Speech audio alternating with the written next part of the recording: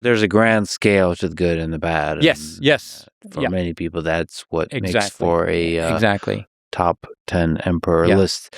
What about the plague? Well, he wasn't responsible for that, at least. Right. Okay. The plague of Justinian, Yes. aka 541 AD. So some historians claim that it killed half the population and ruined the empire. You are skeptical on this view. Yes. So this is a bubonic plague, which lasts more or less for 2 centuries. It comes and it goes, and it's kind of endemic to large parts of the world. 541 is when it starts to break out in the empire, in Constantinople and other cities, and it spreads. There's been a lot of debate about this recently, because now we've actually isolated the pathogen. It's Yersinia pestis, like we know this.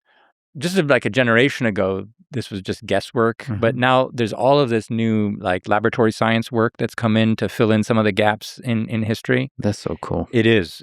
There are lots of discussions about that. And so the study of diseases and virology have just become much more important lately.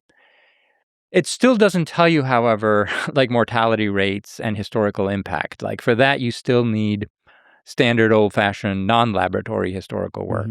And there's a debate about the impact of this plague, and it's ongoing, I should say that. And some scholars argue for a kind of maximalist position of 50%. I think that would have brought this society to a halt, just logistically speaking. And so I believe in a much more moderate impact. And the real impact is what? The tax base shrinks? Oh yeah. The tax base would shrink instantly. You wouldn't be able to recruit armies.